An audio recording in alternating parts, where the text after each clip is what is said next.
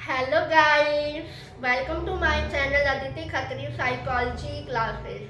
Guys, we started chapter 8 thinking, and in the last video we have discussed about the topic is process of creative thinking. Today in this video we will be discuss about the topic is developing creative thinking. So guys, stay tuned with my video till end and please don't forget like, share, comment and subscribe my channel. So let's start my video. So guys, today's class topic is developing creative thinking. Guys, we have discussed the topic in previous lecture, nature of creative thinking, types of creative thinking and process of creative thinking. Guys, हमने thinking करते हैं day to day life में, हर एक चीज़ के लिए thinking करते रहते हैं, 24 आवर्स हम थिंकिंग करते रहते हैं। लेकिन उस थिंकिंग में क्या करते हैं, हम कुछ चाहते हैं कुछ न्यू हो, कुछ ऐसा न्यू हो जैसे कभी सुना ना हो, कुछ हुआ ना हो। उस थिंकिंग को हम क्या बोलते हैं, creative thinking. Creative thinking means original idea. उस ओरिजिनल आइडिया के बीच की जो प्रोसेस होती है उसको हम बोलते हैं creative thinking, right. Developing creative thinking क्या है, potential for creative thinking in all of you. Creative thinking का जो पोटेंशियल होता है वो सभी के अंदर होता है। It is not limited to few talented artist and scientist. ये लिमिटेड नहीं होती है कि कोई टैलेंटेड पर्सन ही क्रिएटिव है या आर्टिस्ट कोई साइंटिस्ट हो गया, ये ही कोई लिमिट पर्सन है उसमें क्रिएटिव थिंकिंग होती है, ऐसा नहीं होता है। क्रिएटिव थिंकिंग हम सभी में होती है, ये लिमिटेड नहीं है। Clear? It is the vary from individual to individual. ये हर एक पर्सन के अंदर वरी करती है, कोई कम क्रिएटिव थिंकिंग सभी करते हैं, लेकिन क्रिएटिव कुछ ही पर्सन ही क्या है, थिंक करते हैं, राइट। डिटरमाइन करती है हमारी क्रिएटिव थिंकिंग के two factor. First is hereditary factor and second is environmental factor. Hereditary factor means हमारे जेनेटिक फैक्टर। कौन से होते हैं, हमारे जेनेटिक फैक्टर होते हैं। और इन्वायरमेंटल, जब हम अपने फिजिकल अराउंड में जो अपॉर्चुनिटी होती है हम उसके थ्रू वो चीजें फुलफिल करते हैं। क्लियर? यहाँ पर रिसर्चर एक स्टडी कंडक्ट करते हैं डिफरेंट कंट्रीज इंक्लूडिंग इंडियन, ठीक है। वो अपनी एक स्टडी कंडक्ट करते हैं, रिसर्च करते हैं, जिसमें वो डिफरेंट कंट्रीज एंड इंडियन के स्कूल के बच्चे जो डिफरेंट स्टेजेस के हैं और डिफरेंट उनका इन्वायरमेंटल कल्चर में फैक्टर्स है। Clear? It shown that children from lower socio-economic group and ethnic minority group have sustainable untapped creativity and they are creative in many different ways. ये क्या कहना चाह रहा है, यहाँ पे रिसर्चर एक स्टडी कंडक्ट करते हैं, डिफरेंट कंट्रीज एंड इंडियन को भी इंक्लूड करते हैं, इंडिया को भी इंक्लूड करते हैं, जिसमें वो स्कूल के चिल्ड्रन को लेते हैं, जिसमें डिफरेंट स्टेजेस होती है और उनका जो इन्वायरमेंटल फैक्टर्स होते हैं वो भी डिफरेंट होता है। किसकी वजह से, इन्वायरमेंटल फैक्टर के वजह से ये जो डिफरेंट स्टेजेस होते हैं। यहाँ पर रिसर्चर क्या देखते हैं, उन्होंने एक स्टडी की और उन्होंने देखा कि जो पर्सन फॉर एग्जांपल एक स्कूल है और आप सभी स्कूल में जाते हो और स्कूल में सभी तरह के स्टूडेंट होते हैं, कोई रिच फैमिली से, कोई पुअर से, कोई माइनॉरिटी, कोई मिडिल क्लास से, सभी आते हैं। इस स्कूल के अंदर कंपटीशन ऑर्गेनाइज करवाया जाता है, उस कंपटीशन में आप सभी पार्टिसिपेट करते हो और सभी इक्वल होते हैं, राइट।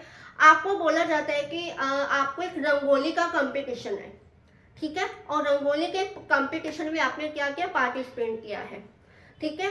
वहाँ पे सभी तरह के बच्चे होते हैं, रिच के होते हैं, पुअर फैमिली से होते हैं, मिडिल क्लास से होते हैं और माइनॉरिटी फैमिली से भी होते हैं, सभी क्लास की साइड से होते हैं, ठीक है।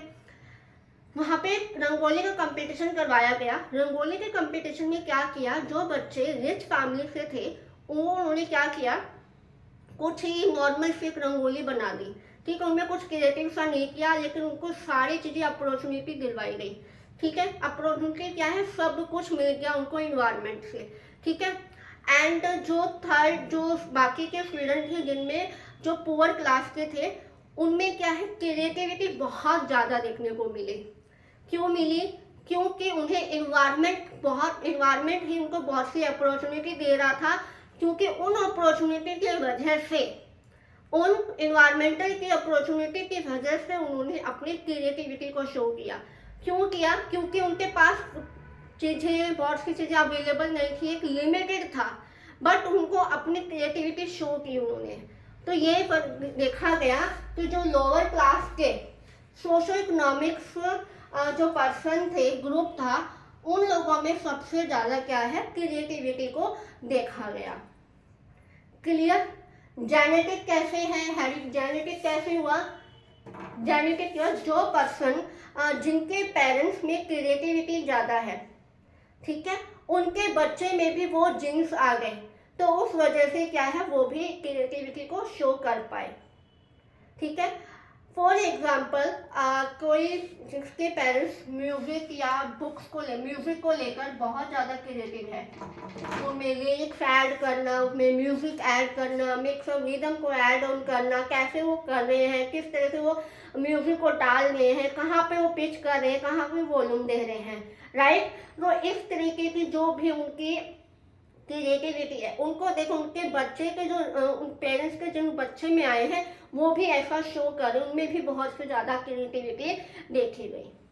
क्लियर? तो एक चीज, दोनों का रोल बहुत ज़्यादा इम्पॉर्टेंट है हमारे डेवलपमेंट क्रिएटिविटी में, कि हेरिडिटी फैक्टर में पेरेंट्स के जो जीन्स हमें पेरेंट्स से मिलते हैं उनके कारण हम क्रिएटिविटी को दिखा सकते हैं, और जिनके जीन्स में ये चीज़ें ना मिलो और इन्वायरमेंट में हमें वो चीज़ मिल रही है, जिनके अंदर ये पोटेंशियल आ रहा है, वो अपनी क्रिएटिविटी को शो कर रहा है। Clear? And use of our abilities for creative thinking through by practice। अगर हमारे पास जीन्स और ना हमारा इन्वायरमेंट, ऐसा कुछ अपॉर्चुनिटी ना हो, तो हम अपनी एबिलिटीज को पहचान कर उनको यूज करके हम प्रैक्टिस के थ्रू हम अपनी क्रिएटिव थिंकिंग, हम अपने आप को क्रिएटिव बता सकते हैं। ठीक है, अगर हमें पेंटिंग आती है तो हम पेंटिंग दिखा सकते हैं, राइट। अगर हमें कोई और एक्टिविटी आती है जो किसी ने ना कर रखी हो, कोई पेपर से एक्टिविटी बना देता है, कोई पेपर से, कोई पेंसिल से, कोई कुछ वुडन स्पून आती है, उनसे भी वो चीज़ें कि अपने आप को क्रिएटिव बता सकते हैं, अगर वो अपनी एबिलिटी के थ्रू कर पाए, जिससे प्रैक्टिस और ट्रेनिंग से। Clear? In solving problem day to day, जब हमारी लाइफ के अंदर कोई प्रॉब्लम आती है डे टू डे लाइफ में, तो हम उसको सोल्व करने के लिए थिंकिंग करते हो, तो हम सोचते हैं कि सॉल्यूशन ऐसा हो जो कभी किसी ने यूज ही ना किया हो, ऐसा सॉल्यूशन जो इफेक्टिव भी हो और वो क्रिएटिव हो, ताकि मुझे और बढ़िया सा देखने को मिले, यूनिक हो आइडिया, वो क्या होता है, इफेक्टिव होता है। Clear? And develop creative thinking important for personal growth and fulfilment. जो हमारी क्रिएटिव थिंकिंग को जब हम डेवलप कर रहे होते हैं तो हमारे पर्सनल ग्रोथ के लिए बहुत ही ज़्यादा इम्पॉर्टेंट होता है, जिससे हमें और ज़्यादा ग्रोथ होने का डेवलप होता है, और हमारी जो भी विशेष वगैरह पर्सनल ग्रोथ और फुलफिलमेंट होती है। क्लियर? आई होप ये लेक्चर आपको समझ में आया होगा कि क्रिएटिव थिंकिंग जो होती है वो हम सभी में होती है, ये पर्सन टू पर्सन वैरी करती है, तो किसी में कम होती थिंकिंग हम सभी करते हैं, लेकिन कुछ ही पर्सन होते हैं जो एक सबसे हटकर सोचते हैं, सबसे अलग यूनिक तरीके से, ओरिजिनल तरीके से सोचते हैं। क्लियर? आई होप आपको ये लेक्चर अच्छे से समझ में आया होगा। सो गाइस, मिलते हैं नेक्स्ट वीडियो में नेक्स्ट टॉपिक के साथ, तब तक bye bye, have a nice day.